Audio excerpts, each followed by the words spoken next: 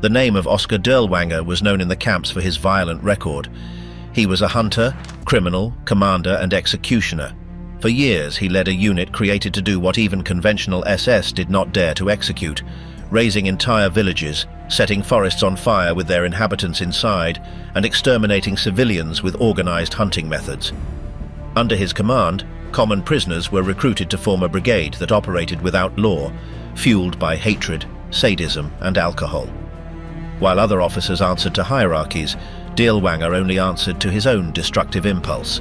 He participated in the massacre of the Warsaw Ghetto, in mass executions in Belarus, and in the total repression of the Slovak Uprising. However, when the Reich collapsed, his name disappeared with it. He was captured by French soldiers while using a false identity, but he died before facing trial. They found him dead in his cell, his face unrecognizable from the blows. Was he killed by Allied soldiers, vengeful prisoners, or someone else who did not want him to speak?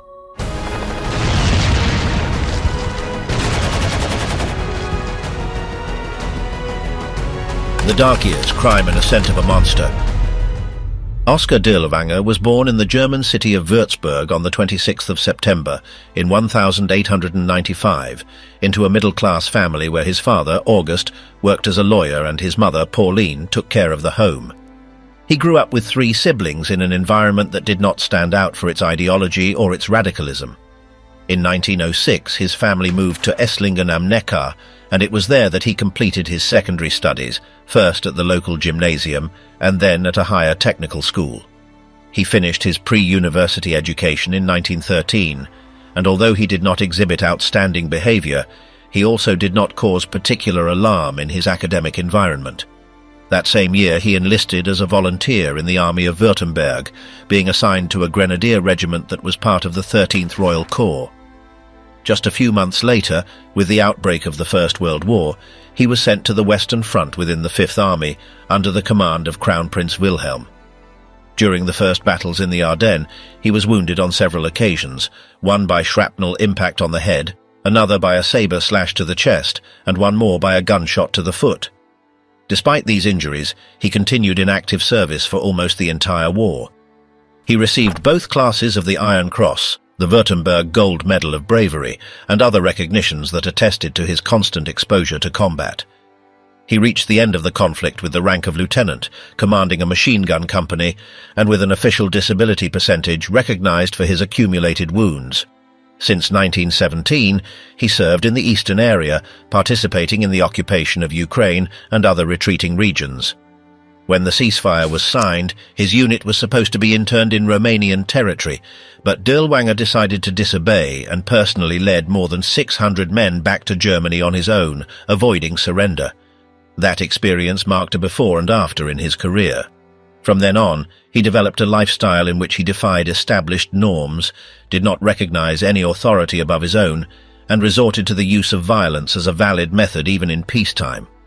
Some police reports of the time already described him as unstable, with alcohol problems, and with aggressive tendencies that were accentuated under the influence of substances. At the end of the war, like many other veterans, he joined various paramilitary groups known as Freikorps. He participated in actions against communist insurgencies in several regions of Germany, and also fought in Upper Silesia against Polish forces. In parallel, he tried to continue his academic training, first at a higher commercial school in Mannheim, from which he was expelled for anti-Semitism, and later at the University of Frankfurt, where he managed to obtain a doctorate in political science in 1922, with a thesis contrary to state economic planning. During those years, he alternated his studies with his participation in armed patrols organized at a local level, such as the so-called Württemberg Highway Guard, which he himself helped to establish and lead. In 1921, he took part in an operation against a communist armed group in the city of Sangerhausen. There, he led an armored train toward the rebel hotspot, but his attack was repelled, and his detachment was isolated until it received reinforcements during the night. Despite the initial failure, local propaganda later portrayed him as the liberator of the city from the Red Danger, and years later he would even receive honorary citizenship for that action. His figure began to circulate in nationalist circles, although without clear institutional advancement or stable official support. That same year he joined the Nazi Party for the first time and also enlisted in the ranks of the SA, although his affiliation was intermittent. During the failed beer hall putsch in Munich in 1923, he tried to mobilize armored vehicles from Stuttgart to Bavaria, but was unsuccessful. After that failure, he temporarily left the party and focused his activities on the private sector. He worked in the textile industry, in banking, and later served as the director of a factory owned by a Jewish family in Erfurt, which led him to move away from active political militancy again. Even so, he maintained contact with circles linked to the party and made donations to the SA, in some cases with funds allegedly obtained by diverting money from the company. During the decade of 1930, his legal problems accumulated. He was arrested repeatedly for illegal possession of weapons and for embezzlement offences. In 1934, he was sentenced to 2 years in prison for having sexual relations with a minor, which resulted in his dismissal from all his public positions, the loss of his doctorate, and his expulsion from the party. Shortly after being released, he was arrested again, this time for causing disturbances in the vicinity of the Reich Chancellery, where he demanded that the charges against him be annulled. In that context, he was sent to a detention camp in Welzheim, although it was not clear whether it was a judicial measure or a form of administrative punishment without a formal process. At that time, everything seemed to indicate that his career had ended, but a key figure intervened: Gottlob Berger. Both had known each other since the First World War and maintained a relationship of trust based on the years of shared combat. Berger had risen within the SS and was one of Himmler's trusted men, with direct influence over the internal processes of the apparatus. Thanks to his personal efforts, Dirlewanger was released and reinstated into the General Reserve of the SS, although without immediate active duties. To remove him from the public spotlight and seek a new opportunity for redemption, it was decided to send him to Spain, where the civil war was breaking out. There he first joined the Spanish Foreign Legion, and then, through Berger's mediation, he was transferred to the German Condor Legion. During that period, he was wounded on several occasions and distinguished himself in some operations supporting the Francois forces. Between 1937 and 1939, he accumulated experience in urban combat, repression of resistance hotspots, and occupation operations. Once the conflict ended, Berger intervened again to request that his performance in Spain be considered an argument in favor of his complete political rehabilitation. His request was successful. His doctorate was returned to him by the University of Frankfurt, he was allowed to rejoin the Nazi Party, and his criminal record was re-evaluated in administrative terms. In July of 1939, Dirlewanger directed a letter directly to Himmler to request his official admission to the Waffen-SS. Initially, his application was rejected due to the weight of his judicial background. However, shortly after, an alternative was offered to him. He would not be accepted into a conventional unit, but he could organize a special formation with prisoners selected for their skill in the wild. Thus was born the project of a unit composed of convicted poachers, justified under the idea that these men, accustomed to moving in the forest, would be useful for counterinsurgency operations in rural areas. What in theory was a marginal proposal with specific aims became the first step toward the construction of an armed group that did not respond to the usual codes of military discipline. The choice of Dirlewanger as commander was not the product of a professional evaluation, but of a political decision supported by his closeness to Berger and Himmler's willingness to use human resources outside the system for missions that required maximum brutality. From then on, his name would begin to circulate not only among the darkest sectors of the repressive apparatus, but also in the offices of those who preferred to commission certain tasks without leaving legal traces. Dirlewanger went from being a problematic, discredited veteran with a record to commander of an armed group with direct backing from the SS leadership. His trajectory up to that point was not due to merits or institutional achievements, but to an accumulation of violence, personal loyalties, and exceptional circumstances that allowed him to survive politically when others would have been discarded. The war offered him an environment where brutality could be useful, and where his record was no longer a burden, but a credential. The deployment of his unit had not officially begun yet, but the framework was established. The conditions that had led him there, political protection, a criminal history, the ability to operate outside the system, would be the same ones that would mark the character of the formation that was about to be born.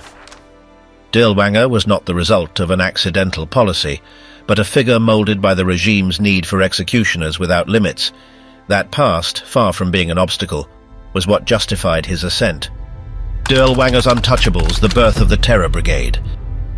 When the war had already disrupted all established norms, initiatives began to emerge that did not follow any traditional military pattern. One of them was the formation of a group that, far from responding to professional or ideological criteria, was armed with individuals the regime itself had considered expendable. The unit was formed in parallel to conventional fronts, with the support of certain high-level figures, yet outside the usual channels of the regular army. The concept behind the creation of this unit did not follow traditional patterns. Instead of seeking men with military experience or ideological training, the decision was made to recruit common convicts, especially those who had committed crimes related to poaching. Himmler justified this decision under the idea that illegal hunters possessed useful skills for combating partisans who were considered similar to prey hiding in the woods. That vision allowed for the conversion of criminals into soldiers under the promise of redemption, creating a space within the military apparatus where usual norms were suspended. The first recruits were selected directly from German prisons, and the unit began to operate within the framework of the so-called Redemption Through Combat program. This initiative allowed criminals access to a second chance by fulfilling military duties, although in reality it functioned as a tool to employ men who would not be acceptable in any other armed corps. From its inception, the unit was surrounded by tensions between different institutions, as the SS tolerated it but without fully integrating it, and the Wehrmacht viewed it with suspicion. The first missions took place in Slovakia and the Lublin region in Poland. Although formally these were operations against resistance groups, the practice showed otherwise. The incursions focused on rural populations, with actions that included looting, summary executions, and collective reprisals. The structure of the group made it impossible to distinguish between real combat and gratuitous violence, and that ambiguity became characteristic. In a short time, the unit consolidated a reputation based on terror, which led other commands to express concern about the impact this would have on the general image of the army. Dirlewanger's relationship with his men was closer to that of a gang leader than a traditional commander. There was no clear hierarchy or standardized procedures. Loyalty was based on fear and on sharing a common origin marked by marginality. Many of the soldiers saw in him someone who understood their situation, since he himself had been in prison and had been excluded from the system on multiple occasions. That bond created an internal cohesion based on impunity and constant violence. The tension between the different branches of the military apparatus intensified as complaints against the unit increased. Multiple reports arrived from the Wehrmacht demanding its dissolution, alleging that its methods jeopardized general discipline and negatively affected operations. Even within the SS, some sectors expressed discomfort over the crimes committed under its banner. However, every attempt to limit its activity was countered by the support that Himmler and Berger continued to provide to Dirlewanger, convinced that his group was necessary for missions that others refused to execute. As the campaigns in the East progressed, the unit began to receive more resources and to expand. New prisoners were incorporated, not only poachers, but also those convicted of violent crimes, repeat offenders, and people considered unredeemable by the penitentiary system. That expansion of the recruitment profile responded to the need to increase available personnel, but it also reflected the nature of the group, a force that did not need military discipline, but an absolute readiness to exercise violence without limits. In parallel, attempts by other organizations to curb the growth of this group intensified. Military prosecutors' offices, the civil administration in the occupied territories, and some regional commands requested its dismantling, arguing that its presence generated more problems than solutions. The responses from Berlin were always evasive, and in some cases the unit was protected under bureaucratic arguments, indicating that it was in the process of integration into regular structures, something that was never fully materialized. The operations in Lublin marked a turning point. There, reports of massacres, looting, and systematic abuses began to circulate more strongly, and the criticism ceased to be discreet. There was open discussion about whether Dirlewanger should be removed from command, and his execution was even suggested as a disciplinary measure. However, Berger intervened again, assuring that everything was part of a smear campaign driven by sectors that did not understand the logic of anti-partisan combat. That defense ended up further consolidating Dirlewanger's position, who came to be seen as an untouchable figure, instrumental in executing actions without supervision or limits. Despite the multiple complaints, the unit not only remained active but was formally recognized and promoted in category. What had begun as a group of illegal hunters was transforming into a brigade with official status within the combat system of the Third Reich. That legitimization did not imply any change in its methods, but it did give them access to more weaponry, vehicles and personnel. The machinery of destruction they had created now operated with complete endorsement, and their actions became part of the general occupation strategy. The final chapter of this process of institutionalization occurred when the unit was deployed again toward the east, within the framework of new offensives that required forces capable of operating without legal or moral limitations. The regime had found in them an ideal instrument for carrying out extreme operations without the need to justify its methods, and Dirlewanger became a symbol of that new type of war, where victory was not measured in strategic terms, but in the capacity to exterminate without leaving a trace. The human hunt, tactics, impunity and fear. From the beginning, the selection process to join that unit was characterized by increasingly flexible conditions. Instead of demanding specific skills or clear loyalties, the priority was the readiness to obey orders without hesitation, even if that meant committing acts that bordered on or directly exceeded any ethical or legal limit. Many of the first members came from common prisons, where they were serving sentences for crimes such as robbery, assault or murder, and were released with the promise of a new military identity. In that implicit exchange between conditional freedom and total submission, a structure was configured that required no morality or rules to function, but only an environment where violence was the primary language. The group began to operate in areas where the line between combat and collective punishment was deliberately ambiguous. Instead of engaging regular forces in conventional battles, their task was to raze localities, execute mass reprisals, and sow terror among populations considered enemies of the regime. That dynamic quickly consolidated as the unit's hallmark, and its members adapted easily, as their personal backgrounds made them especially suited to execute actions that other soldiers, even within the SS, considered excessive or difficult to justify. The operational impunity gave them absolute maneuvering room, where any excess was dissolved in the logic of total war promoted by the regime. Internal reports from superior commands quickly reflected that something different was happening with this group. Although formally they answered to the Waffen-SS hierarchy, in practice they moved with autonomy, executing operations that included indiscriminate killings, looting, and public torture as systematic methods of repression. While other units might receive reprimands for uncontrolled behavior, in this case silence was the norm, and in some cases their actions were even celebrated as an example of determination and effectiveness. Although behind those praises lay a clear intention to use them as a tool for tasks others preferred to avoid. The leadership of the group fell to a figure who embodied all the elements that defined his subordinates. He was neither a conventional strategist nor a career officer decorated for military skills, but someone who knew how the institutional margins functioned and who had been capable of ascending based on his ability to administer fear and exert control through punishment. His figure did not command respect for his tactical intelligence, but for his history of violence and his absolute willingness to eliminate any obstacle, including his own men if necessary.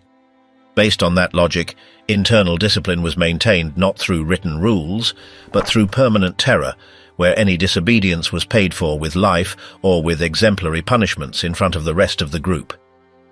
Daily life within the unit was marked by a combination of brutality and functional chaos. There were no fixed schedules or common rules of behavior. Everything was decided according to the mood of the moment or the initiative of the immediate commander. Orders could change from one day to the next, and missions were communicated at the last minute, often without explaining the strategic objectives. That constant unpredictability forced every member to adapt without any reference, assuming a role not by hierarchy but by their ability to impose themselves within the group. The most violent usually gained privileges, while those who showed doubts or tried to question decisions were quickly displaced or punished. Fear functioned as the main regulator, and that environment reinforced a behavior where cruelty became almost automatic. During their deployments in Eastern Europe, the unit was the protagonist of some of the most extreme episodes of the entire conflict. The villages they encountered on their path were completely razed, with no distinction between combatants or civilians, and the methods used included mass fires, public firing squads, and other forms of execution whose main objective was to terrorize. The logic behind these actions did not only respond to operational necessities, but was part of a strategy to demonstrate force and eliminate any trace of opposition. In many cases, the officers observing from other units preferred to stay on the sidelines, aware that intervening meant exposing themselves to conflicts with superiors who tacitly supported that type of conduct. Prisoners captured by this unit were not transferred to detention centers nor interrogated according to usual procedures. Instead, they were used as material for public punishment, forced to perform exhausting tasks under constant surveillance, and frequently executed in front of others to reinforce the message that no escape was possible. That type of practice quickly became normalized, and records indicate that there was no distinction between women, men, or children, as the objective was not to obtain information, but to exert a collective punishment that eliminated any form of resistance. Execution became a spectacle, and many of the members participated with enthusiasm, as if it were an extension of their own criminal impulses. In parallel with these actions, the group began to assume functions that went beyond the military front, intervening in processes of political repression and ethnic cleansing in recently occupied areas. That expansion of functions was not the result of an explicit order, but of the growing permissiveness on the part of the high commands, who found in this unit an effective tool for executing tasks that required a degree of brutality that other troops were not willing to apply. That operational versatility turned them into a useful piece within the repressive apparatus, and although many voices within the system began to express concern about the impact their actions could have on general morale, those warnings rarely went beyond isolated comments in confidential reports. The relationship between the unit and other formations of the regime was ambiguous. On the one hand, they were used as a shock force in critical moments, especially in regions where civilian resistance was stronger or where partisans operated with greater intensity. On the other, their presence generated tension, as their behavior exceeded any limits of coexistence, even within the authoritarian framework imposed by the regime.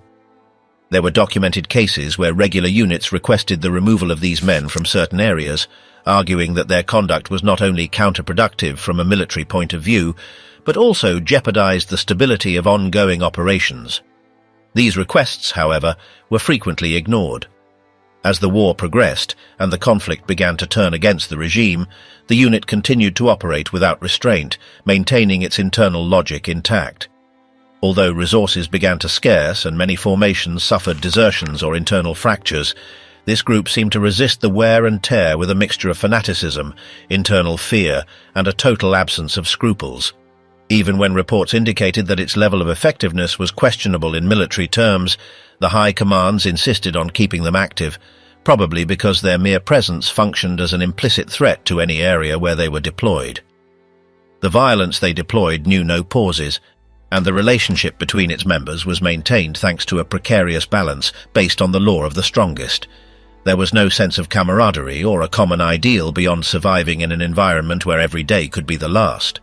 That emotional isolation, combined with continuous exposure to scenarios of extreme violence, caused many of the members to lose any trace of humanity, acting as automatons guided only by orders and instinctive reactions. In that context, any sign of weakness was viewed as a threat to the group's cohesion and was immediately neutralized through physical punishment or direct elimination. The regime, for its part, continued to use this unit as a symbol of extreme determination, although with increasing discretion. Official propaganda rarely mentioned their actions in detail, and when it did, it avoided entering into descriptions that could arouse suspicion or generate rejection, even among the system's own sympathizers. That duality between tactical functionality and institutional shame became increasingly evident, but it never translated into a real sanction or a serious attempt to dissolve the group. Until the last months of the conflict, the unit operated freely, participating in desperate actions and leaving behind a trail of destruction that even other formations of the regime preferred not to look at closely. Killing without command, the brigade out of control. As soon as they crossed the eastern border, the men of the brigade began to operate without clear instructions or defined protocols. There was no structured plan, nor were concrete military objectives prioritized. What predominated was a logic of intervention based on suspicion, fear, and immediate reprisal. The internal reports, far from providing tactical clarity, served to cover up arbitrary decisions that led to mass arrests, destruction of entire villages, and summary executions without any kind of review. This dynamic grew as the brigade moved to new regions, where the occupation scenario allowed its members to act with total impunity, without fear of sanctions or real controls, since their brutality was not only tolerated, but in many cases encouraged by superiors who saw in these methods a useful way to instill fear in the population and suppress any source of resistance without the need for long processes or formal trials. Internal reports often disguised these actions under the administrative language of the Nazi apparatus, with phrases such as pacification measures or preventive actions, although in reality they were executions, indiscriminate raids, looting, and the destruction of entire villages, all carried out without effective opposition and, on many occasions, with the collaboration or complicit silence of other, more regular units.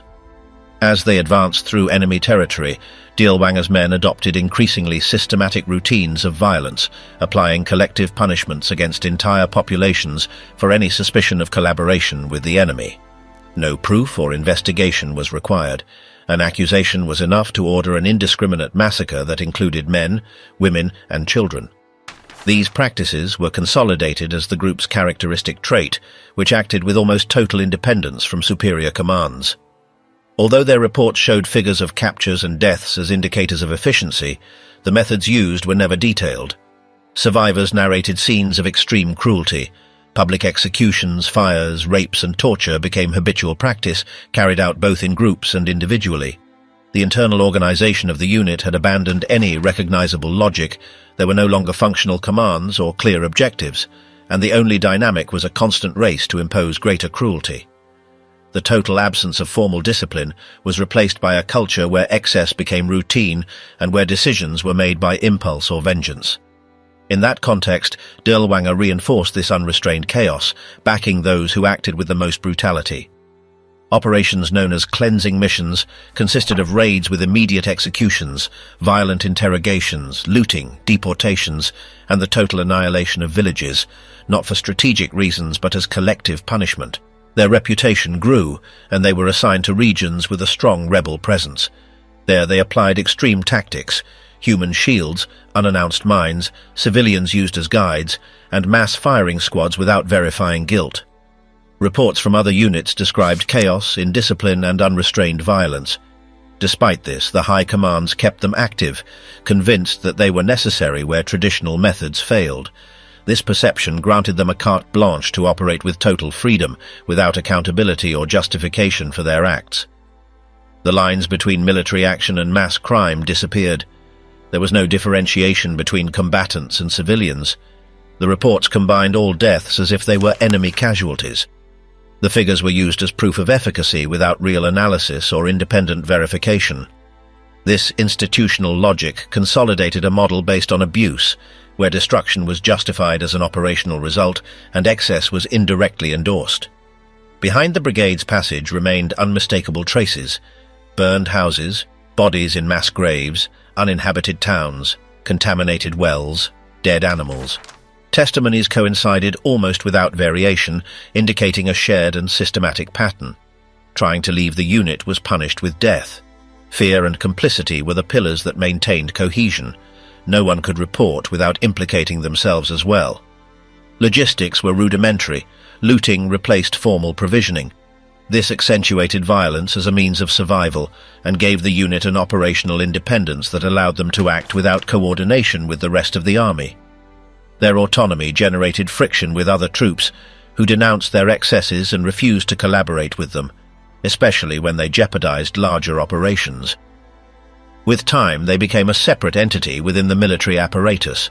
They made decisions on their own, and excess was already part of their habitual functioning.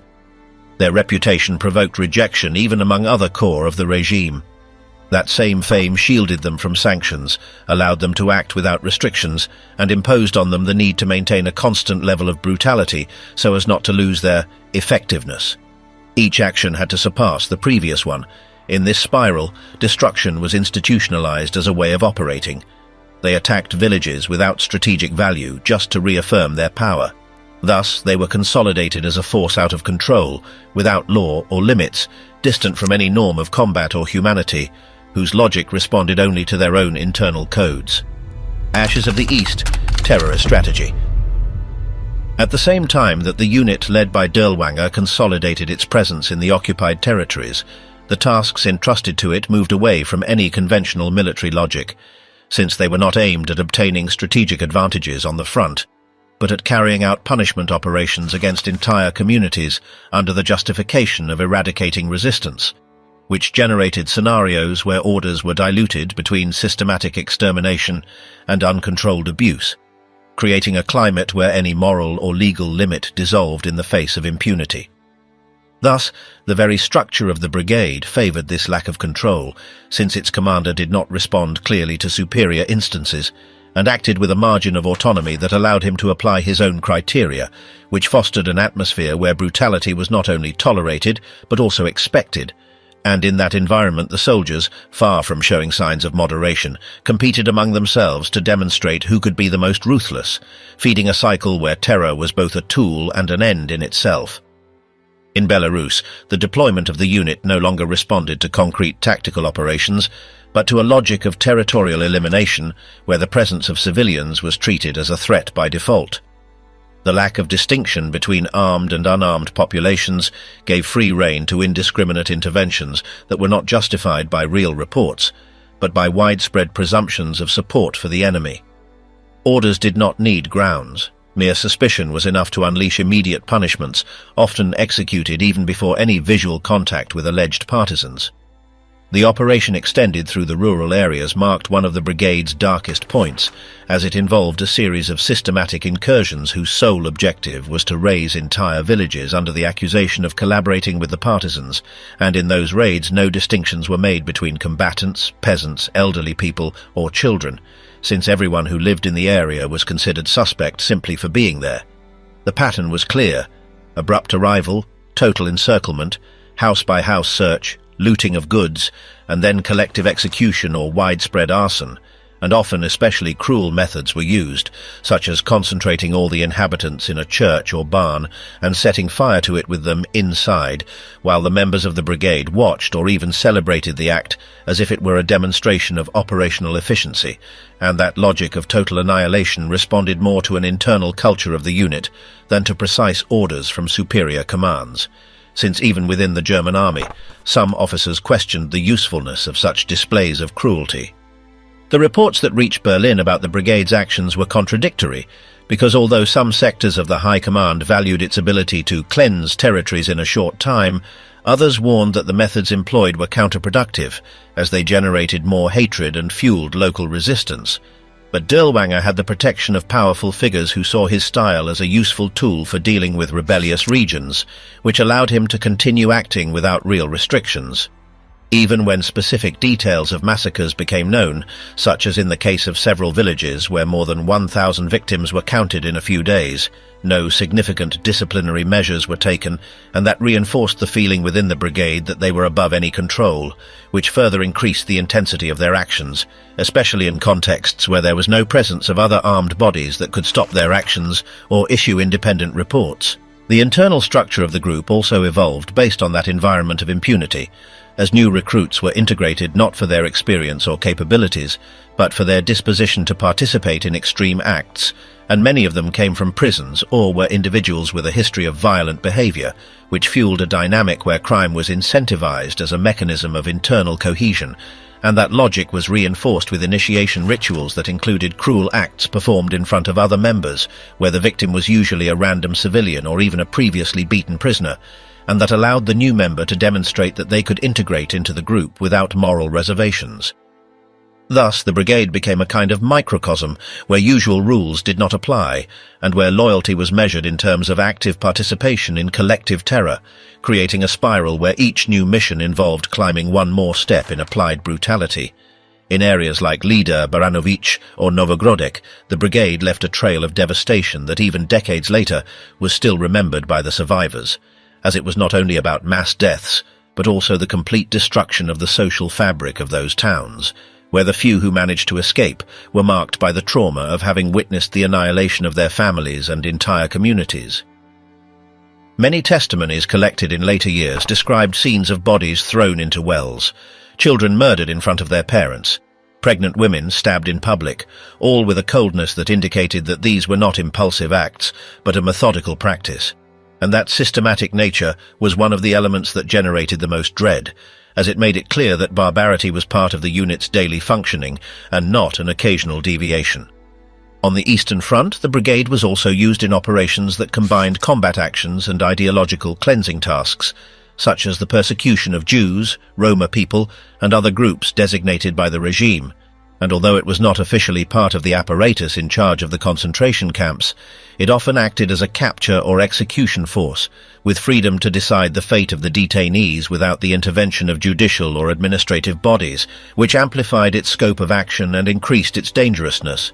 In many cases, mass executions were recorded in open fields, mass graves dug by the prisoners themselves before being killed, or improvised firing squads on the margins of the roads, all without any type of formal record, which meant that a large part of these actions were left out of official reports, although their memory persisted in the accounts of the victims. The brigade's relationship with other units of the German army was tense and ambiguous, because although they operated within the same general framework of occupation, many officers considered that Dirlewanger's methods were unacceptable even under the regime's parameters, and several tried to denounce their excesses or limit their scope of action, although almost always without success, as the commander's political contacts were influential enough to neutralize any attempt to stop them.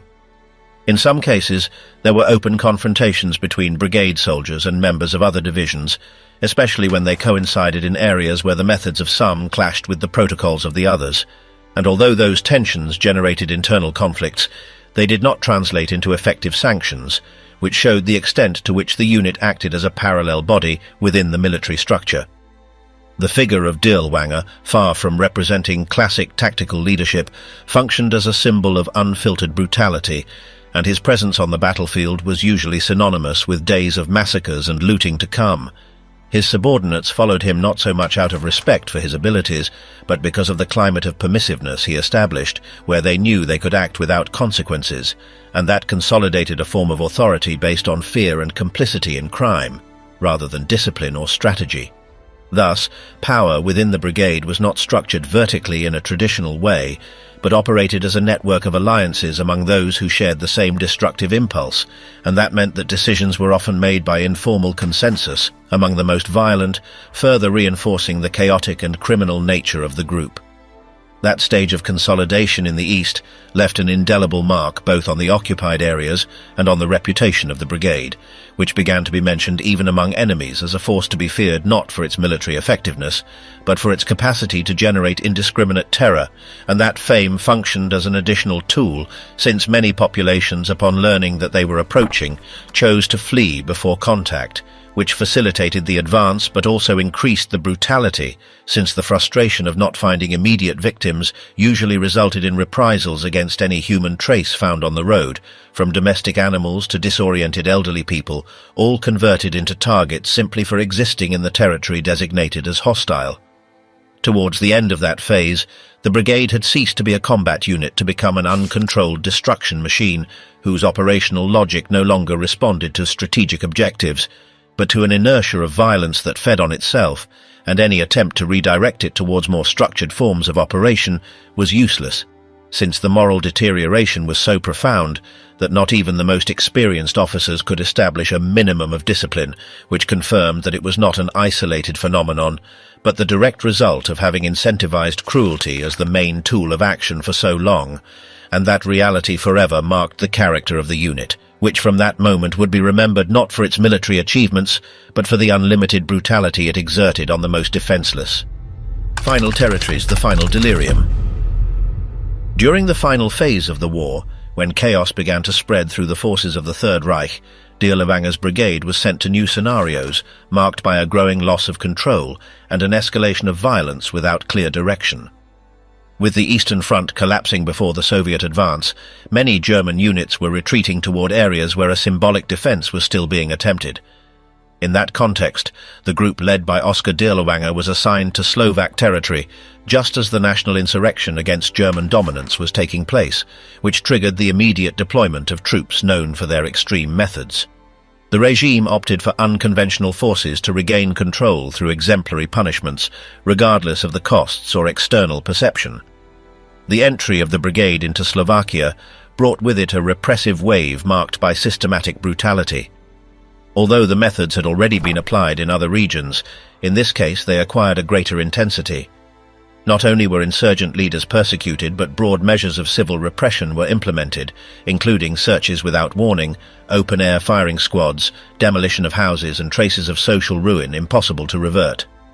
The official justification was to eradicate the insurgency, but in practice, any sign of suspicion was enough to trigger immediate reprisals, often without hierarchical coordination or recognizable strategic planning.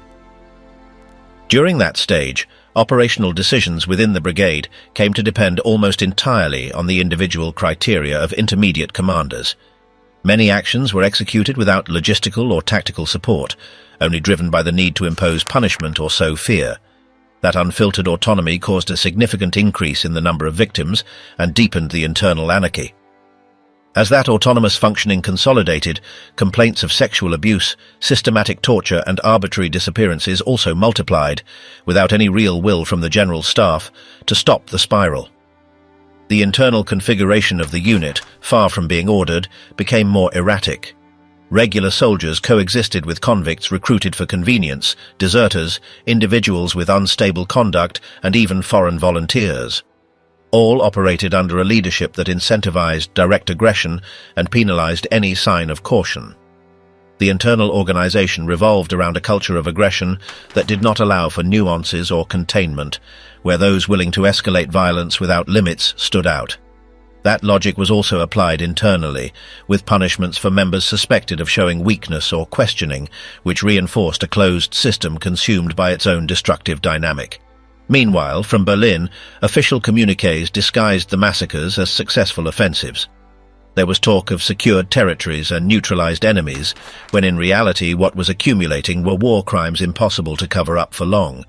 The information coming from Slovakia generated concern even among some sectors of the regular army, who began to consider the brigade not as support, but as an additional source of operational instability. The movements through the region involved recurrent clashes with small resistance groups, but in many cases these were fragmented situations where the rural population was caught between confusing incursions. Reprisals were applied immediately and without mediation, and rumors or accusations were enough to justify the destruction of entire villages. That operational logic distanced the brigade from any recognizable military parameter, turning it into a corps that functioned outside of discipline and the conventional command structure. Allied intelligence reports and subsequently compiled testimonies clearly described that period as one of the most brutal.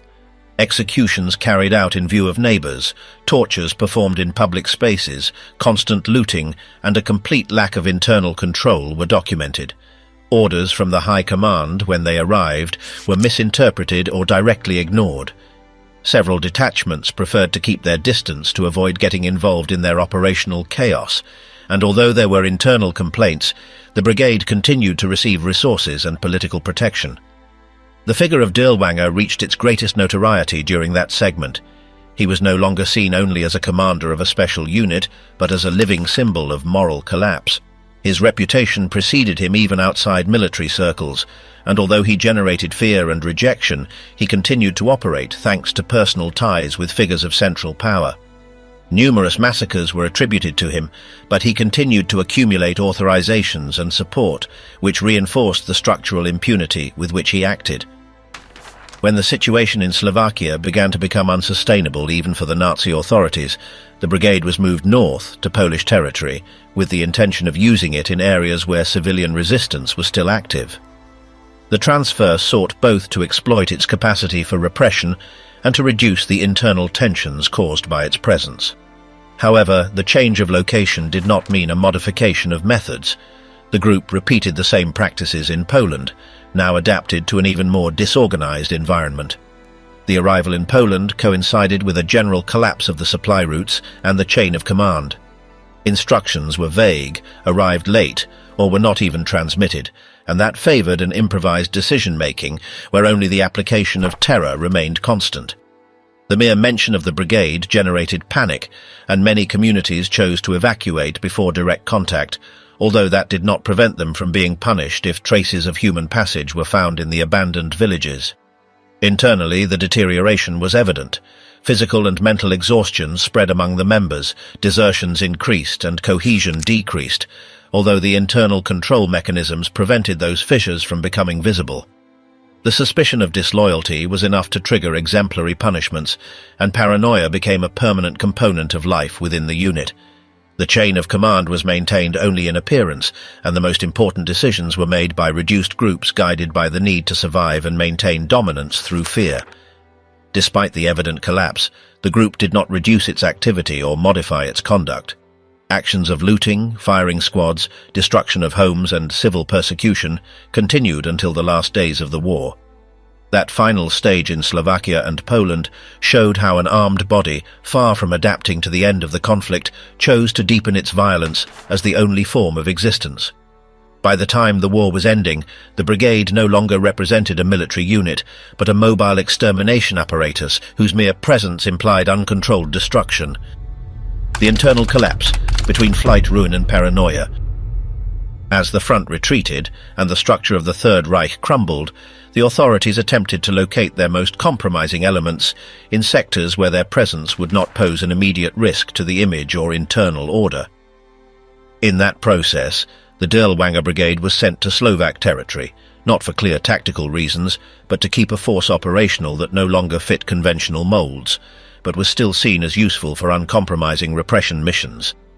Its presence caused alarm among residents and also among some military cadres who warned about the erratic behavior of a unit that did not respond to normal command channels or established norms. Dirlewanger, for his part, exercised a role that combined nominal formality with personalistic authority. Although theoretically subordinate to the Waffen-SS system, his real power did not depend on that structure, but on his relationship with certain sectors of political power that allowed him to operate with almost total independence. In the Slovak context, he took advantage of the organizational vacuum to consolidate a scheme where he decided which orders to follow and which to ignore. This situation was exploited by his subordinates, who intensified incursions against suspicious populations without requiring superior approval or formal justification. In many towns, fear replaced any form of normality, and an informal accusation or a simple suspicion was enough to provoke public murders, fires, and looting.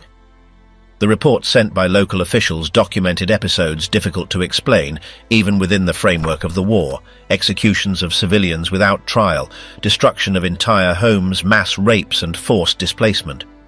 Villages were razed not for military strategy, but as an intimidatory gesture. Instead of weakening the irregular forces, this conduct amplified support for the resistance and generated rejection even among previous collaborators. The brigade's image became toxic, and its mere presence was seen as a danger to any type of civil or military authority in the area. Some German officers began to issue direct reports warning about the impossibility of working with them. The differences between regular units and Dirlewanger's group became more profound. While some tried to maintain a minimum appearance of professionalism, others understood that coexisting with that brigade implied renouncing order and discipline. On several occasions, its dissolution or withdrawal from critical sectors was requested, alleging that its conduct undermined army cohesion and irreversibly damaged relations with the occupied communities. But from the central command, the response was to keep them active, arguing that their level of harshness was still useful in conflict zones. This decision generated a growing division between those who still defended a certain military rigor and those who endorsed brutality as a control mechanism. Within the temporary settlements, the situation did not improve. Complaints of abuse multiplied, and control mechanisms were non-existent. Dirlewanger's leadership promoted an environment where obedience to his figure was the only valid rule. Any new member had to demonstrate their belonging through acts of violence. There was no ethical code, nor external supervision. Internal sanctions did not respond to moral violations, but to personal contempt. The group functioned as a hermetic structure where only loyalty to the commander's figure mattered. Even within the SS, his name was beginning to be seen as a problem without a clear solution. With the Soviet advance and the general collapse of the Eastern Front, the place Dirlewanger occupied in the military apparatus began to erode. Although he was still presented as an example of effective repression, his unit was increasingly isolated. Constant losses, the exhaustion of human resources, the psychological deterioration of its members, and the impossibility of integrating joint operations reduced it to an emergency tool for non-return missions. Instead of being part of maneuvers with concrete objectives, they were sent to fronts without planning, as if their function was to resist until the limit or disappear in the process. The next transfer took them to areas in the German interior, where the regime sought to stop the Allied advance by any means. This last relocation precipitated the collapse of the group. Logistics were non-existent, communications were erratic, and internal divisions began to emerge. Casualties were irreplaceable, conflicts between members worsened, and attempts to maintain cohesion were reduced to constant threat. Dirlewanger persisted in denying the reality of the collapse, trying to reactivate the unit as if it still had some strategic function. He moved along routes already uninhabited or without military relevance, dragging his men without clear direction or defined objectives. His conduct became even more unpredictable, although the fear of his reprisals still prevented an internal uprising. In that final stretch, the brigade acted as a wandering group without purpose. They moved through distant rural areas, seeking refuge, provisions, or simply avoiding contact with other units. They were no longer a military formation, but an armed residue operating in a state of flight. The incursions did not follow any logical pattern and only served to obtain food, drink, or symbolic revenge. The inhabitants of small communities were victims of illogical attacks, executed by men without direction or operational leadership. The actions no longer related to the conflict, but to the psychological and moral disintegration of the perpetrators. Finally, with the Allies closing the circle on Central Europe, the brigade ceased to exist as an active structure. Many of its members were detained randomly, without offering resistance, while trying to camouflage themselves among civilians or assume other identities. Some were handed over by the population itself, others identified by survivors. There was no final battle, nor organized combat. What occurred was a gradual disintegration, where each individual tried to escape as best they could. What was once presented as a shock force ended up becoming a symbol of total failure, of the irrational use of violence, and of the collapse of a political logic that allowed its ascent. Dirlewanger, although still alive, no longer had a possible destination. Silence in the Cell, the death without trial of Dirlewanger.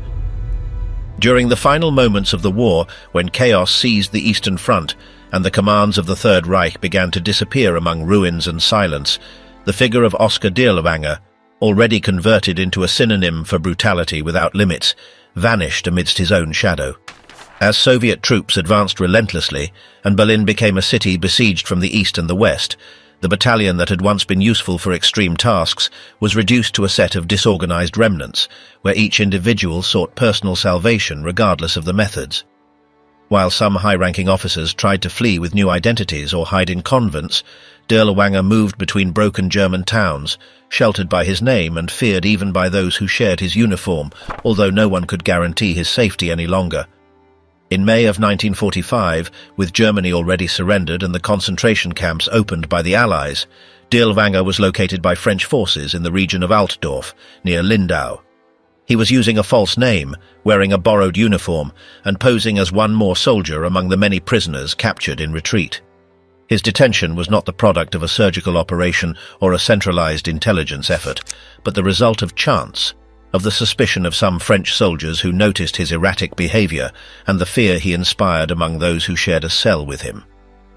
Once arrested, he was transferred to the Altshausen prison, a small facility without major security measures where prisoners usually stayed temporarily before being moved to more organized internment camps. There, his real identity was confirmed by other German prisoners who recognized him, not only by his face, but by the stories that accompanied him.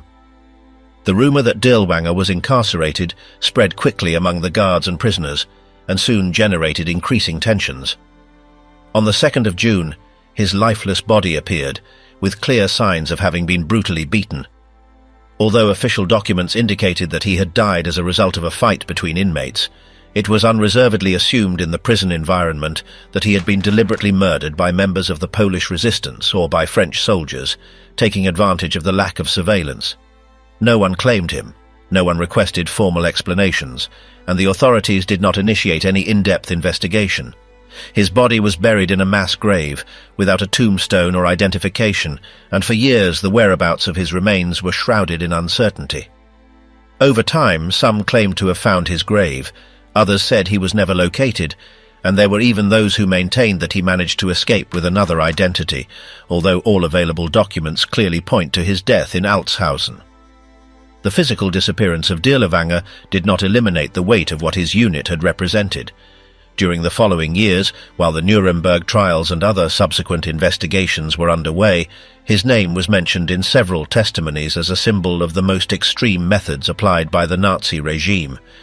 However, due to his early death, he never faced trial nor could he be interrogated, which allowed some of the responsibilities to be diluted among other intermediate commands or simply not documented accurately. The Dirlewanger Brigade, now dissolved, was permanently associated with the massacres of civilians on several eastern fronts, with the violent repression of the Warsaw Uprising, and with the systematic looting committed against entire towns. His name became a synonym for institutionalized brutality, and his legacy contaminated even those officers who had served in it forcibly or marginally. Over the years, different historians, memory commissions and human rights organizations began to track the survivors of his unit. Some were captured in South America, others located in Eastern Europe, and a few managed to remain hidden for decades under other identities. Most, however, died in anonymity, far from judicial punishment and without leaving testimonies.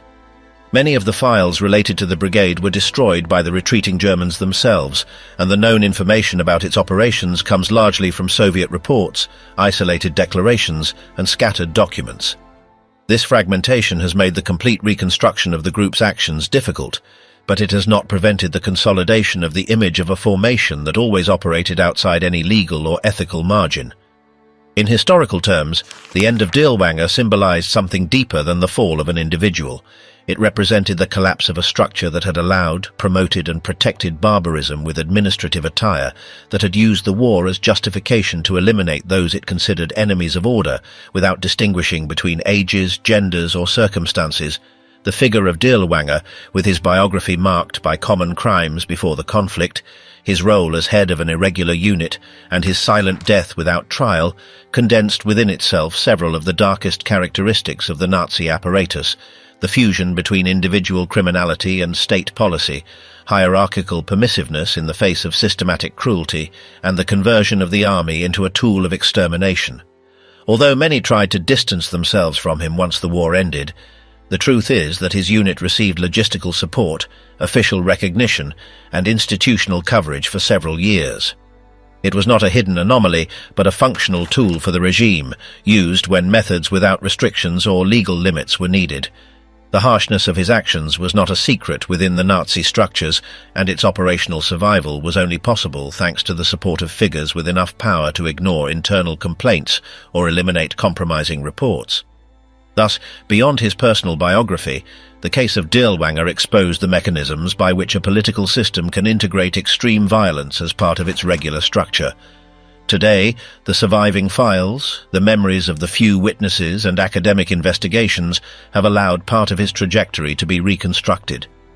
Despite the documentary gaps, the evidence gathered allows us to affirm that the Dirlewanger Brigade was not just a squad of criminals, but an organized expression of the destructive will of the regime, with defined objectives, concrete tasks, and full impunity. Its existence was known, tolerated, and promoted by those who needed others to do the dirtiest work, and its history cannot be understood as an accident, but as a structural decisio, with his death in an inglorious cell without a grave or farewell, a chapter closed that many wanted to bury alongside his body. However, the memory of what happened remained recorded in the ruins of the towns he razed, in the lists of the disappeared, and in the few photographs that escaped the destruction of evidence. That silent trace continues to speak where the documents no longer suffice. The history of the Sondereinheit Dirlewanger cannot be explained solely as an extreme case within the Nazi system, nor limited to the figure of its commander. Its appearance highlighted a strategic fissure in the functioning of the Third Reich, the deliberate creation of structures that operated outside regular channels to fulfill functions that could not be openly assumed. The most disturbing thing was not what they did, but the fact that they were tolerated, protected, and used by a state apparatus that needed their efficiency, even while quietly repudiating their methods. The brigade was not born as a symbolic experiment, but as a functional response to a war that increasingly demanded fewer rules and more results. Its expansion was not accidental. It was permitted, fed by administrative decisions, by deliberate omissions, and by the convenience of having a group willing to act without limits. Far from being an isolated aberration, this unit functioned as a useful gear within a larger project that sought to reconfigure the territorial, ethnic, and political order of Eastern Europe through the systematic use of terror. Over time, as the front crumbled and the authorities lost control, the brigade became unstable even for its own allies. It no longer answered to commands, did not obey clear orders, and did not differentiate between strategic objectives and senseless reprisals. In its final phase, it was a wandering, decomposed formation, acting more out of inertia than direction, but maintaining its destructive capacity intact. Its trajectory ended without glory, without organized resistance, without a military legacy. But its memory remained etched in the towns it razed, in the scattered testimonies, and in the remnants that still emerge today among incomplete archives. Understanding what this unit represented requires going beyond the horror and looking squarely at the mechanisms that made it possible. The combination of structural impunity, legitimized violence, and ethical abandonment. In that space is where the true threat was conceived, not in individual excesses, but in the normalization of the unacceptable. Because when a system needs monsters, the worst thing is not that it creates them, but that it uses them without admitting it.